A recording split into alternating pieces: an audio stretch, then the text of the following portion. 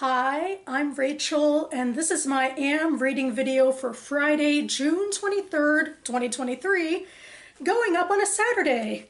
And today I should actually make things go pretty quickly because I have to get out the door very soon. My old friend and his husband are in town to do a sort of wedding reception at his mom's house. My friend got married in California, but a lot of his family and friends are in Maryland, and including me. So I'm going to go see him for the first time in several years, actually, and meet his husband for the first time. So it's very exciting, but I wanted to see if I could squeeze in a book video. We'll see how I do. But yeah, without further ado, I will start this video as I start all of my AM reading videos with talking about the next short story in this anthology, Oi Caramba, an anthology of Jewish stories from Latin America, edited by Ilan Stavins. And particularly, I'm talking about Khalifeh by Alicia Freilich. I think I'm saying that correctly. I know it is the Spanish translation of A Peddler. And this is, in fact, an excerpt from a novel that she wrote. It's an intergenerational novel, mostly taking place in Venezuela, following these immigrants from Poland, Jewish immigrants from Poland. And so we start with the father, who becomes a peddler in Venezuela, and he left his religious faith by and large, and left the topsy-turviness of Polish politics at the time of, I think, early middle 20th century. There's talk of nationalism and communism and the general anti-Semitic attitudes. And then, a generation later, which would be in the 60s, I believe it was, his daughter is going to school and she's wanting to sort of get further away from tradition and get a job and that sort of stuff. So that's my understanding of what's going on in this. But I felt like it flipped around a lot. I don't know, maybe it's like I need more hand-holding than I thought I did, because I was kind of going like, wait, where are we now? What's the context of what we're following right now? And it could be difficult, even like took me a little time every now and then to say, oh, which one are we following now? Is it the father or the daughter from their POV? So I don't know. I know this novel is translated in its full, I believe, and out there in the world. I wonder if it would read differently if I've read it as a novel. I don't know if Stavins did more like clipping of parts or not. I was surprised at just how flighty it felt, but then again, it did intrigue me. The first novel I finished this week is Of Noble Origins by Sahar Khalifeh. This is another translated book, I should say. It's translated from the Arabic by Ada Bamia, and I talked about it in my last AM reading video. I didn't really connect with it that much. I also felt like it was really high on the reportage and passive writing, and I couldn't get into the story that much, but it was very much historical fiction taking place in Israel and Palestine in the 1920s mostly, and it followed around real people, like a group of Arab women who were protesting the British government, and we followed around real conversations with real politicians, or sometimes there'd be, at least snippets of real conversations because there were footnotes for those sorts of things. And I think on that level it was really interesting. And earlier this week I was talking about it with my Israel book club, and I think some people were definitely more taken with it than I was. In fact, I was in a breakout group with 3 other people, and I think we were kind of evenly split down the middle. And the people who really liked it, I guess, didn't have as much problems with the language, and particularly liked talking about things from a gender perspective, because in part we were following this family, and some of the women were like maybe getting involved in this actual organization that, some of them were wearing veils and some of them were wearing hats and more Western clothing. And it's interesting to even like consider it from this cover, because the woman is wearing a veil, but otherwise this is a really chic outfit. And you can really see, her nipples and like really some of her genitalia. I would even think it's like I think it's maybe, I wonder if it's supposed to be a juxtaposition in a way. So a lot of people were talking about the gender commentary and how the Arab Palestinians there was a conservative backlash to the British and the European Ashkenazi Jews who came in with far more westernized views on women, that they were wearing pants and working the same jobs as men, and they really felt like, this is like really going away from tradition, and they were juxtaposing like the Ashkenazi Jews against the Mizrahi Jews who lived with them for generations, and in a lot of ways a lot of Mizrahi Jews were very similar to the Arabs in terms of that they were more religious and conservative and that sort of thing. And that also has some interesting segues into the future and the present about the politics of Ashkenazi versus Mizrahi Jews in Israel. So that I think there's some really interesting nuggets in here. I still don't think it worked for me necessarily, although maybe if I had a more in-depth even book club meeting with people and we actually dove deep into the real-life events and getting to see them from an angle that a lot of us in this Israel book club from a very Jewish perspective don't usually see it from the Palestinian perspective. That's interesting in and of itself, and certainly reading nonfiction would be good too. Actually, my group mostly reads nonfiction, but we are done now for the year, and after the high holidays, we'll, I think, convene back, hopefully, for more meetings, which I'll be looking forward to.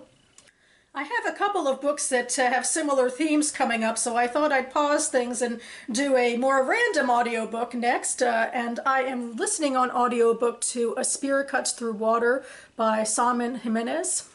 I'm about halfway through it. You can see the, I guess, chapter sort of I was on in Audible.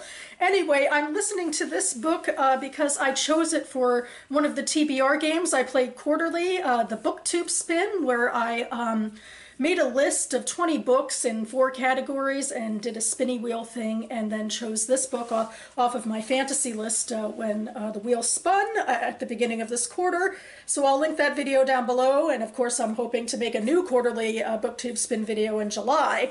But anyway, this is a really interesting fantasy book. I think it's really there's a surprising element to it that I wasn't expecting, that there's sort of a modern storyline, although Jimenez very deliberately, I think, doesn't make it specifically from any culture or history, but there's talk of modern day type warfare and the sort of rationing and nationalism that seems like, it comes from the 20th century somewhere. And in that storyline, you are a young son and grandson, or especially a grandson to the woman Lola, who is telling you stories from the old country. And against that, we're hearing these stories from the old country, which are very much epic fantasy stories. The old country is a place where apparently the moon was taken hostage, and the moon, I believe, is a goddess, and she was able to dole out her powers, but only like in piecemeal, so that her descendants all have less power than her, which is a good thing because, they were imprisoning her, and they started this tyrannical moon throne kingdom system. And most of what we're hearing about now is about various people, including one member of this moon goddess's family, who are trying to overthrow the moon throne, and how that's going. But the writing is just so lyrical, and it's really told in a oral history sort of style. And then we keep going back and comparing what's happening in this mythological high fantasy story to what's happening in Yu's story, when after Lola dies, he's trying to keep the memories alive, and his father goes off to war and abandons the family, and he's taking care of his brothers, and they're, desperately trying to ration food and that sort of thing. It's just so much going on in this, and just such lush world building. It's sort of similar, similar in that it's so epic and unusual, kind of like Jimenez's first book, which was epic science fiction that, rushed through space and time, and that one was The Vanished Birds. And this one just similarly takes such a scope of time and just huge mythological, magical, life-changing events. I feel like I'm not completely in love with it, but I really am in love with his creativity, and I especially love the epic feel, because I myself am writing epic fantasy, although I feel like mine is technically maybe more traditional in a way than his. But it's just nice to know that somebody writing something so epic can get such a foothold in my reading, but also I think he's popular with other readers as well, which is good to hear. And I'd be so curious what he even comes up with next, because I feel like all I can understand, like from these first two books he's written, is it has to be grand in scope and like have these like lush magical world building or associated with it, or epic spacefaring world building. But other than that, he could go anywhere because there's just the concepts are so grand and the writing is just so rich. Yeah, I'm really enjoying this one. Next, I'm in the middle of a couple of short story collections that I actually bought last year at the Gaithersburg Book Festival. So I'm so thrilled that, it took me a little over a year, but I am finally reading these books. So first I'm reading from No Diving Allowed, short stories by Louise Marburg, which I was realizing is really appropriate timing for the summer. In fact, it's not my first pool-centered book of June that I've read. And all of these stories, of course, have some element of them around a swimming pool. So that's the theme that ties them all in together. And I've read a handful, and they're interesting. Some of them I feel like end really abruptly. I'm not sure exactly what I think of that conceit. One of them ended really, I think, in a disturbing way, where there's a marital rape. Oh, that was a rough one. Anyway, but there's other stories that I appreciate characters who are flawed and feel out of sorts with their lives. Some are definitely easier to contend with than that guy. The protagonist, Gareth, in the titular story, No Diving Allowed, is definitely much more sympathetic. He is this man who's still somewhat obese but losing a lot of weight, and he's going to stay with his sister for her birthday, and her sister's in the middle of a contentious divorce, and they go to the pool club at her community. And like one of the tense things is Gareth is thinking, well, maybe my sister should move into the city and, have a bohemian lifestyle again. But she kind of likes, these middle-class trappings that her ex-husband brought her into, even though she thinks, the whole reason the relationship didn't work is that he thought she was like, trashy and beneath him. But anyway, they are here at this pool, and then Gareth is approached by some kids who see that he's overweight and asks him to do a cannonball into the pool so there'd be a splash. And Gareth decides to go for it because I think he figures, the whole story he's feeling like out of sorts and like he doesn't know who he is in the world, and he also is gay, and I think not much is going on there with his love life, and so he does these cannonballs into the pool and makes the kids really happy, but they're kicked out because it's like I don't know, it's against the rules of the swim club or anything. And they go home, and there's actually some tension there with the ex-husband as well, but I just felt like, he was a sympathetic character, and ultimately, there's a little tension with his sister, especially when he baked him like this crappy low-fat cake and all of that. But, they come together at the end after the ex-husband comes in. And it felt like it had more of a definitive ending than some of the other stories as well. So I guess I'll see how the rest of this collection goes with regards to endings. And I'm sure all the characters will be conflicted somehow, but hopefully they'll be, more sympathetic. And the second short story collection I got from Gaithersburg, and I decided to read a couple of entries before sitting down to do this, is Admit This to No One by Leslie Pietrzyk, which takes place in Washington, D.C., if you can see the Washington Monument right here. And so, yeah, that's the theme that goes through all of these stories. I've read at least one of Pietryk's novels before. I should say I also got both of these collections signed, so that was fun. And anyway, the first story is about a young girl, a 15-year-old girl, and she's meeting up with her father, who we learn a little while in is the Speaker of the House, because of course he is. And he's divorced from her mother, and I think like part of the custody is he has to see her a couple times. So they meet at the Kennedy Center so he can culture her. I'm not quite sure where Pietrzyk is going with, like, it seems like in a way it's secret that she's his daughter, but I can't imagine that could actually be true because it's just too much publicity on the Speaker of the House and his doings. But like they meet at this at the Kennedy Center, which you know, they show operas and other like high culture stuff there a lot of the time, and it's very much from this character's point of view, and I think it's a little too snarky for me. I think she went a little too far into the snark of the teenage character, and that it was hard to actually get a handle on things. But what was happening at this particular instance was that there was a big snafu where she tried to order wine and he tried to stop her, and the wine got on his pants, and he's the Speaker of the House, so you know there's drama around that.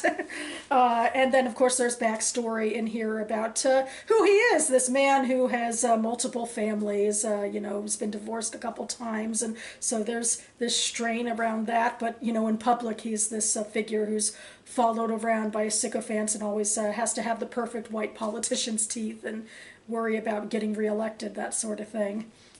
The second story, Wealth Management, I think is a little more to my liking, although again it took me a little while to get into it. I don't know, maybe I need more hand-holding than I thought, or like she's just starting in a weird place, like so deep inside her character's head. So I'm like, wait, what's going on? Why should I care about any of this?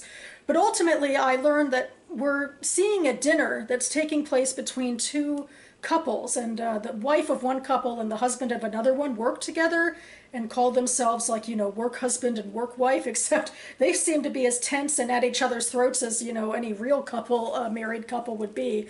And in fact, the wife is constantly starts to get maligned for trying to tell a story about a raccoon in her southern home, but she keeps on saying coon with all of the racist implications of that. So there's a big argument and tenseness about that, especially when a black waiter comes along.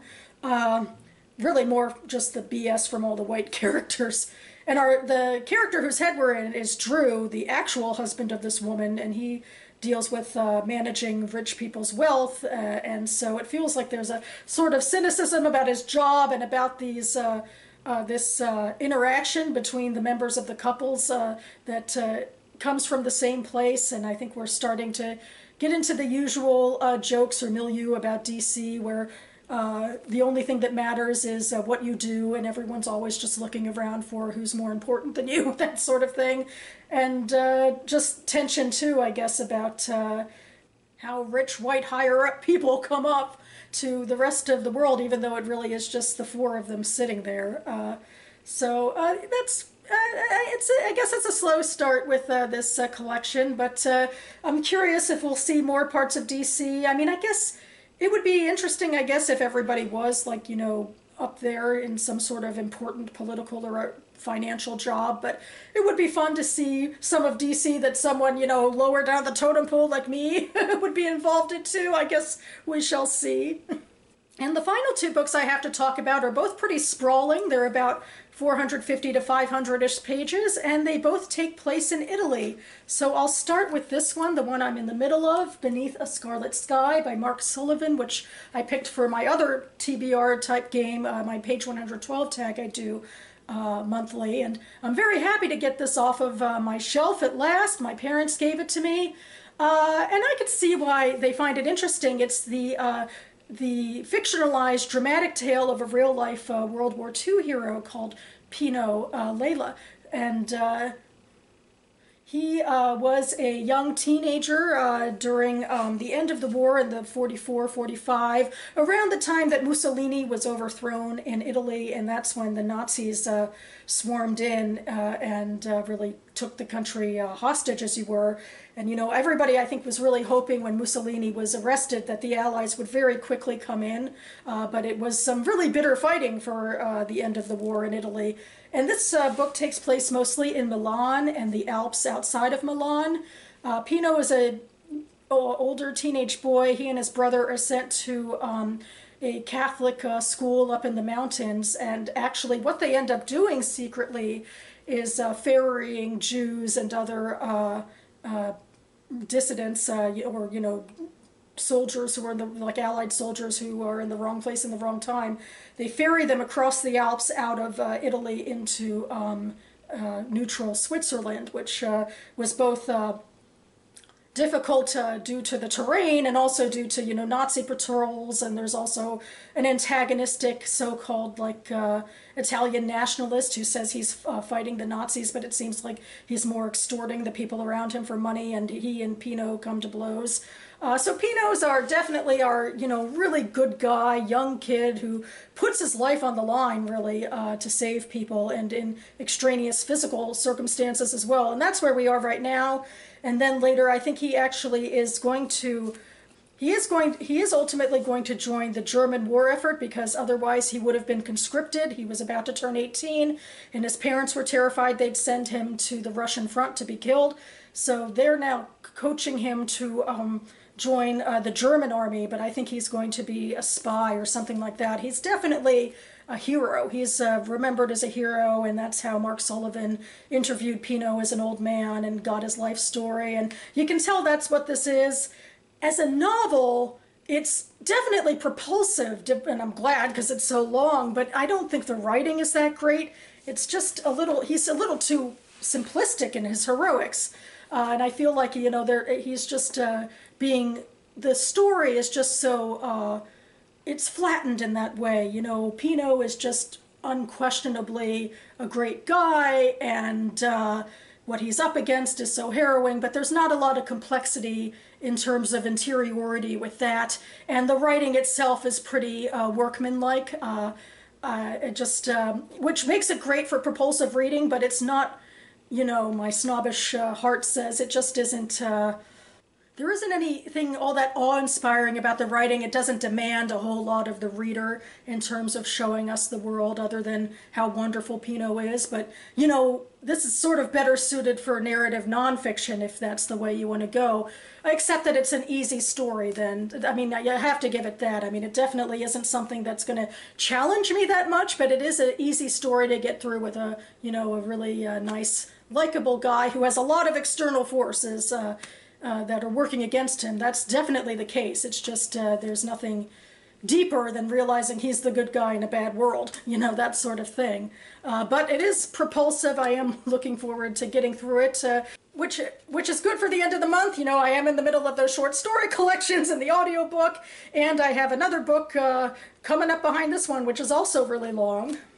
And that one is Ferocity by Nicola Lagioia. Another translated book, translated from the Italian by Anthony Sugar. I have a lot of translated fiction lately. It's pretty cool. So anyway, I think I heard about this book years ago on the Book Riot podcast, or on their site. I think they did like a list of Italian fiction, and I snacked this one up and put it on my Goodreads TBR, and it has since moved to the top of that TBR, and I have a resolution to read my top of the Goodreads TBR picks, so that's why I would really like to get to this, at least starting it before the end of the month. I know I won't finish it until July, but I'd like to at least start it before the end of the month. And anyway, I will read from the flap. Ferocity is at once an intimate family saga and a cinematic portrait of the moral and political corruption of an entire society. It is an ambitious, stylish work by one of Italy's foremost novelists. Bari, southern Italy. On a stifling summer's night on the outskirts of town, a young woman named Clara, the daughter of the region's most prominent family of real estate developers, stumbles naked, dazed, and bloodied down a major highway. Her death will be deemed a suicide. Her estranged half-brother, however, cannot free himself from her memory or the questions surrounding her death, and the more he learns about Clara's life, the more he reveals the moral decay at the core of his family's ascent to social prominence. Ferocity combines suspense, psychological acuity, and contemporary realism in a feat of storytelling that earned its author Italy's preeminent literary prize, the Strega.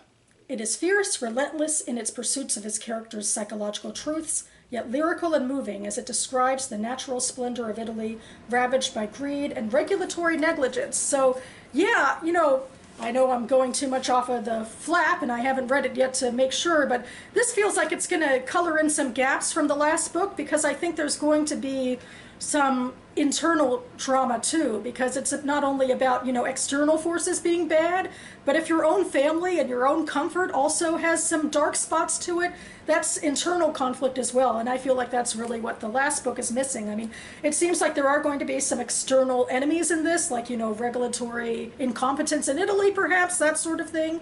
But maybe also there's going to be some complicity too, and that makes things more complicated and more real. I don't know. I know people have differing opinions about, you know, morality and, like, you know, how black and white or gray it should be. I tend to like when things are complicated just because I like character studies, and no character is wholly good or evil, usually. Maybe Pinot is, I don't know, but I'm hoping these characters will be a little more complicated and the story will be as gripping. I guess I'll find out, hopefully starting before the end of the month. And that about covers it for me now. I will be back on this channel hopefully in a couple of days. I have more exciting things coming up this weekend. I am hoping on Sunday to go to my local Friends of the Library book store, because at the last Gaithersburg Book Festival I went to back in May, I got myself a coupon from the library book sale for one free book from that. So I tend to do my birthday shopping around that time. My birthday's in July, so I'm so excited to go and see if I can find some books that are on my TBR, and then I'll be sharing them with you in a book haul for June, so huzzah! I hope you all are enjoying your reading. No matter how many books you're juggling, I do seem to be in the middle of a few right now, because I want to be able to see if I can wrap some of these up before the end of the month. I feel like I always think short stories will take me less time than they actually do, but I definitely want to finish at least one of these collections over the weekend, around seeing my friend and his husband for their soiree. So, you know, a lot going on, so we'll see how it goes. I hope you're enjoying yourselves for this final weekend of June as well, with your reading and whatever else you might be up to. Thanks so much for watching, everyone, and I'll see you next time.